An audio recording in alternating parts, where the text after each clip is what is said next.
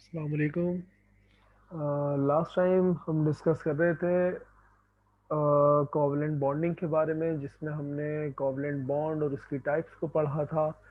उसके बाद फिर हमने polar covalent bond, non polar covalent bond के बारे में पढ़ा था, और हमने इलेक्ट्रोनेगेटिविटी के रेफरेंस से देखा था कि हम किस तरह से मालूम कर सकते हैं कि कोई बॉन्ड कब पोलर होगी और कब नॉन पोलर होगी।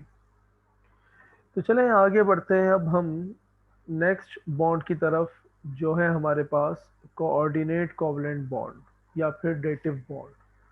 कोऑर्डिनेट कोवलेंट बॉन्ड ये एक कोवलेंट बॉन्ड की ही टाइप है, और इस बॉन्ड में, जैसे कि डेफिनेशन हमें बता रही है, the bond which is formed by one sided sharing of electrons between the bonded atoms.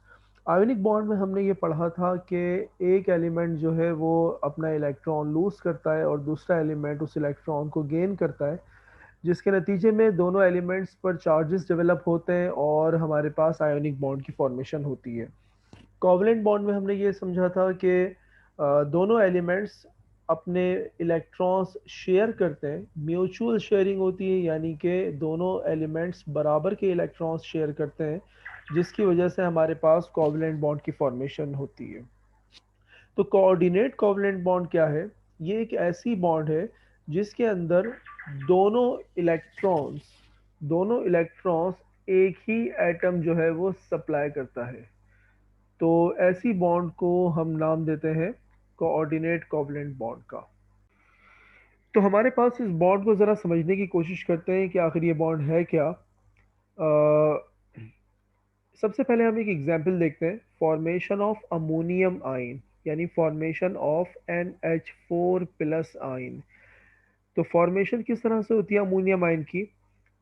हमारे पास सबसे पहले एक अमोनिया का मॉलिक्यूल यहाँ आपको शो हो रहा है, अमोनिया यानी NH3, जिसमें नाइट्रोजन पांचवें ग्रुप का एलिमेंट है।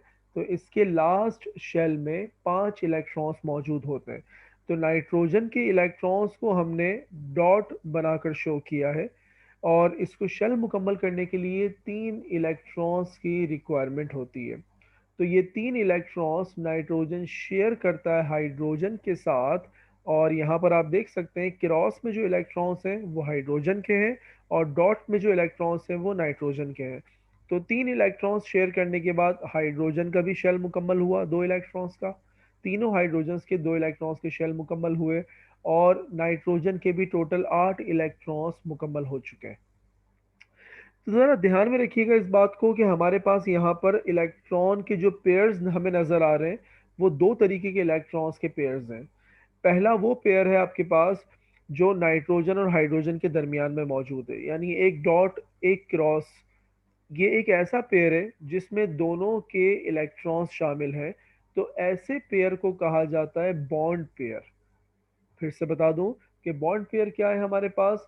जब ऐसा पेयर जिसके अंदर दोनों एलिमेंट्स अपने अपने इलेक्ट्रॉन्स शामिल करते हैं, ऐसे पेयर को बॉन्ड पेयर कहा जाता है। तो अगर हमसे पूछा जाए कि यहाँ पर नाइट्रोजन और हाइड्रोजन के टोटल कितने बॉन्ड पेयर्स मौजूद हैं, तो हमारा जवाब होगा कि यहाँ टोटल 3 पेयर्स मौजूद हैं नाइट्रोजन और हाइड्रोजन के दरमियान। अब रहा ये चौथा पेयर जो दो डॉट से शो किया गया है, ये चौथा पेयर दोनों ही इलेक्ट्रॉन्स इसमें नाइट्रोजन के मौजूद हैं। दोनों इलेक्ट्रॉन्स क्योंकि नाइट्रोजन के मौजूद हैं, तो इस पेयर को कहा जाता है लोन पेयर। इस पेयर को कहा जाता है लोन पेयर। तो कभी कोई ऐसा थका हारा एलिमेंट जिसे इलेक्ट्रॉन्स की ज़रूरत हो, जिसके पास अपने इलेक्ट्रॉन्स ना हो, तो यानी कहीं पे उसे लूट लिया गया हो, तो आम तौर पर ये एलिमेंट्स जो है वो इलेक्ट्रॉन के पेयर डोनेट करते हैं।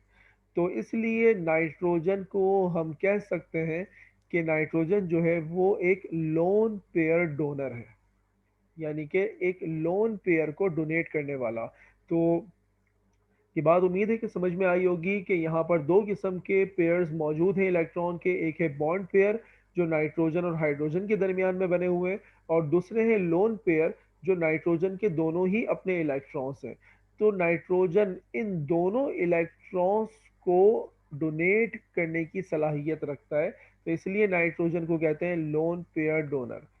अब लाजमी ये डोनेट कर रहा है तो कोई ना कोई खरीदार तो होगा, कोई ना कोई लेने वाला तो होगा। तो हमारे पास हाइड्रोजन आयन, हाइड्रोजन को शेल मुकम्मल करने के लिए दो ही इलेक्ट्रॉन की ज़रूरत होती है।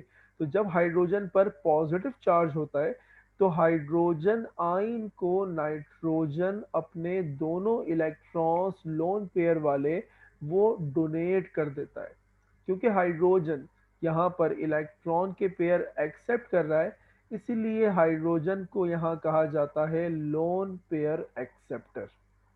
तो हमारे पास एक है लोन पेयर डोनर जो इलेक्ट्रॉन डोनेट कर रहा है, और एक है लोन पेयर एक्सेप्टर जो इलेक्ट्रॉन्स को एक्सेप्ट कर रहा है। तो आप यहाँ देख रहे हैं कि यहाँ पर दोनों एलिमेंट्स शेयरिंग नहीं कर रहे, यहाँ पर सिर्फ एक ही एलिमेंट अपने इलेक्ट्रॉन्स दूसरे के साथ शेयर कर रहा है।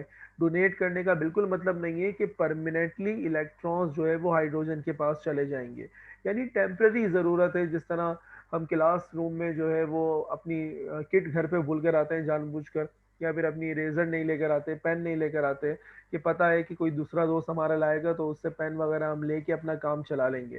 पेन लेके काम चलाने का मतलब ये नहीं होता कि पेन हमारा हो गया, लेकिन बाद औकात तो पेन हमारा ही हो जाता है, वो कि किट के अंदर रख के वो गायब हो जाते हैं।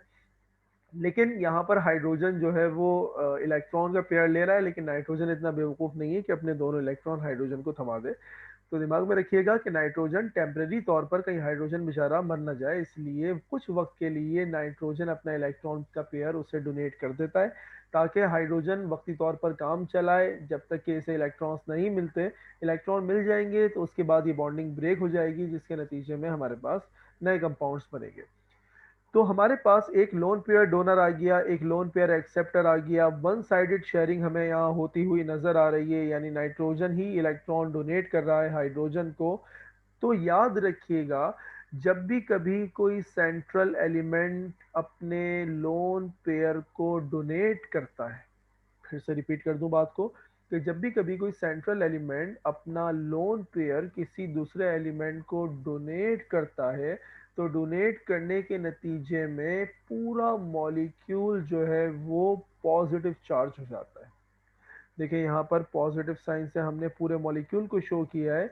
यानी यहाँ आप देख सकते हैं तीन बॉन्ड पेयर्स हैं हाइड्रोजन के दरमियान, और चौथा लोन पेयर है जो चौथे हाइड्रोजन से कनेक्ट है, जो अभी अभी यहाँ पर आया है, जिसकी वजह से पूरा मॉलिक्यूल पॉजिटिव चार्ज हो गया। इसलिए इसे कहा जाता है अमोनियम आयन, यानी NH4 पॉजिटिव आयन। तो हमने डॉट क्रॉस के मेथड से देख लिया कि अमोनियम आयन किस तरह से बना। चलें हम बॉन्डिंग के मेथड से भी देख लेते हैं। देखें यहाँ पर हमने तीन बॉन्ड्स बनाई नाइट्रोजन के साथ, जिससे हमने शो किया कि यहाँ सिंगल बॉन्ड बनी हुई है तीनों के दरमियान, और नाइट्रोजन के पास एक लोन पेयर मौजूद है। हाइड्रोजन आयन आया, हाइड्रोजन आयन को नाइट्रोजन ने अपना लोन पेयर डोनेट किया। डोनेट करने की सूरत में पूरे मॉलिक्यूल पर पॉजिटिव चार्ज आ गया। अब हमें पता है कि आयोनिक बॉन्ड को पॉजिटिव नेगेटिव होती है, आयोनिक बॉन्ड जो है वो अलग ही पहचान में आ रही होती है। कोवलेंट बॉन्ड को शो करने का तरीका सिंगल लाइन, डबल लाइन और ट्रिपल लाइन है। तो कोऑर्डिनेट कोवलेंट बॉन्ड को शो करने का तरीका है हमारे पास एक एरो। याद रखिएगा कि एरो जो है वो दो हिस्सों पर मुश्तमिल है। एरो की एक टेल है और एरो का एक हेड है। तो हेड जिस जानिब होगा वो इलेक्ट्रॉन पेयर को एक्सेप्ट कर रहा होगा एलिमेंट, और टेल जिस जानिब होगी वो एलिमेंट इलेक्ट्रॉन के पेयर को डोनेट कर रहा होगा। तो एरो हमें बताता है कि इन दो एलिमेंट्स के दरमियान कोऑर्डिनेट कोवलेंट बॉन्ड बनी है। तो बॉन्ड पेयर के बारे में याद रखिएगा कि बॉन्ड पेयर क्या है, जो दो डिफरेंट एलिमेंट्स के दरमियान शेयरिंग से बनता है। लोन पेयर क्या है, जो एक ही एलिमेंट के अपने दोनों इलेक्ट्रॉन्स का पेयर होता है, उसे हम लोन पेयर का नाम देते हैं। चलें फिर आगे बढ़ते हैं। तो हम आगे बढ़ेंगे, एक और एग्जाम्पल देखते हैं, formation of hydronium ion, H3O positive ion, यानी फॉर्मेशन ऑफ हाइड्रोनियम आयन। बिल्कुल सेम काम हो रहा है यहाँ पर भी। कोवलेंट बॉन्ड की एक और एग्जांपल है जिसके अंदर आप देख सकते हैं कि यहाँ पर आपके पास एक वाटर मॉलिक्यूल है। वाटर मॉलिक्यूल में ऑक्सीजन सिक्स ग्रुप का एलिमेंट है, जिसकी वजह से इसके लास्ट शेल में 6 इलेक्ट्रॉन्स मौजूद होते हैं। 6 इलेक्ट्रॉन्स होने का मतलब यह है कि इसको शेल पूरा करने के लिए 2 इलेक्ट्रॉन्स की रिक्वायरमेंट है। तो दो इलेक्ट्रॉन्स की रिक्वायरमेंट ये पूरी करता है, किससे? एक बॉन्ड बनाता है ये एक हाइड्रोजन से, दूसरी बॉन्ड बनाता है ये दूसरे हाइड्रोजन से, और इस तरह वाटर फॉर्मेशन हो जाती है। आप यहाँ देख सकते हैं कि ऑक्सीजन के 8 इलेक्ट्रॉन्स मुकम्मल होते दिखाई दे रहे हैं। इसी तरह हाइड्रोजन के भी 2 इलेक्ट्रॉन्स यहाँ मुकम्मल होते दिखाई दे रहे हैं, दोनों हाइड्रोजन्स के। लेकिन यहाँ पर अगर पूछा जाए कि दोनों एलिमेंट्स के कितने बॉन्ड पेयर हैं और कितने लोन पेयर हैं, तो यहाँ पर ऑक्सीजन और हाइड्रोजन के दरमियान एक बॉन्ड पेयर यहाँ मौजूद है, एक बॉन्ड पेयर यहाँ मौजूद है, और ऑक्सीजन के 2 लोन पेयर्स मौजूद हैं।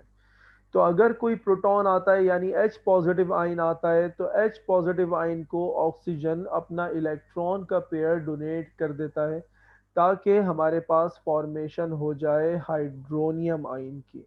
हाइड्रोनियम आयन क्या है हमारे पास? एक ऐसा आयन जिसके अंदर एक्सेस ऑफ हाइड्रोजन मौजूद होगा।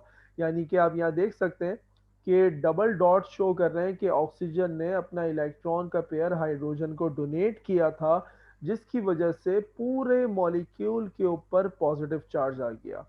इसको हम इस तरह से भी शो कर सकते हैं कि हाइड्रोजन और ऑक्सीजन के दरमियान एक सिंगल कोवलेंट बॉन्ड मौजूद है, दूसरे हाइड्रोजन और ऑक्सीजन के दरमियान सिंगल कोवलेंट बॉन्ड मौजूद है, एक लोन पेयर फ्री है यहाँ पर, दूसरा लोन पेयर ऑक्सीजन ने हाइड्रोजन को डोनेट किया है। एरो की टेल बता रही है कि ऑक्सीजन की तरफ से डोनेशन हुई है, और एरो का हेड बता रहा है कि हाइड्रोजन ने इस इलेक्ट्रॉन के पेयर को एक्सेप्ट किया है। तो ये एक और एग्जांपल थी हमारे पास कोऑर्डिनेट कोवलेंट बॉन्ड की। चलें आगे बढ़ते हैं, एक और एग्जांपल पढ़ते हैं हम, फॉर्मेशन ऑफ FeCl4 माइनस आइन। देखिए यहाँ पर माइनस साइन आया है, यहाँ पर ये एग्जांपल मैंने खुद से इंक्लूड किए, ये आपकी बुक में मेंशन नहीं है, लेकिन जस्ट आपका कॉन्सेप्ट क्लियर हो इसलिए मैंने ये एग्जांपल आपके पास ऐड की है। तो पेपर में ये एग्जांपल नहीं आती ना आपने लिखनी है, लेकिन इसको समझ लें, क्योंकि इंशाल्लाह सेकेंड ईयर में आपको ये एग्जांपल बहुत फ़ायदा देगी। वहाँ पर जब आप बेंजीन के टॉपिक को पढ़ेंगे, तो आपका टीचर जिस तरह मैं अभी जलील करता हूँ बच्चों को, इस तरह वो टीचर भी आपको जलील करेगा। तो उस जलालत से बचने के लिए आज इस टॉपिक को समझ लें। देखिए हमारे पास जो है वो सबसे पहले देखें आप, यहाँ पर आयरन मौजूद है। आयरन 3 बॉन्ड्स बना चुका है क्लोरीन के साथ। यानी कि FeCl3 एक स्टेबल मॉलिक्यूल है, इसकी फॉर्मेशन हो चुकी है। तीनों बॉन्ड्स कोवलेंट बॉन्ड्स हैं, तीनों बॉन्ड्स कोवलेंट बॉन्ड्स हैं। कोवलेंट बॉन्ड बनाने के बाद आयरन के पास कोई लोन पेयर मौजूद नहीं है जो डोनेट कर सके। यहाँ क्लोरीन के 2 मॉलिक्यूल्स हैं, अगर हम स्पेसिफिक टेम्परेचर और प्रेशर प्रोवाइड करें, तो दोनों क्लोरीन्स जिन्होंने एक एक इलेक्ट्रॉन शेयर करके बॉन्डिंग की हुई है आपस में, इनकी बॉन्डिंग, ये देखें आप, सेंटर में इलेक्ट्रॉन का पेयर है जो हमें बता रहा है कि इनके दरमियान कोवलेंट बॉन्ड बनी हुई है।